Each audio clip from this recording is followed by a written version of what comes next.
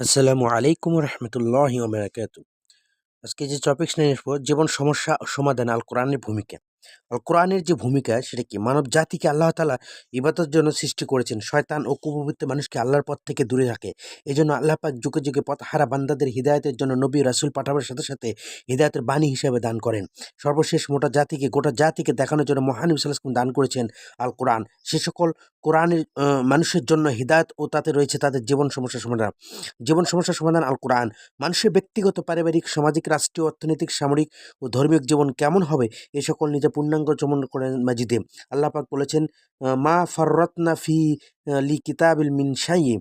আমি এই কিতাব কোনো কিছু বাদ দেইনি। সূরা আনাম ৩৮ আয়াত। ব্যক্তিগত জীবনে আল কোরআন। আল কোরআনে মানুষকে আলোর পথ দেখায়। আর এই বিষয়টির প্রমাণ রয়েছে নিচে আয়াতটি। আউযু বিল্লাহি মিনাশ শাইতানির রাজিম। বিসমিল্লাহির রহমানির রহিম। আলিফ লাম মিম র কিতাবুল আনজাল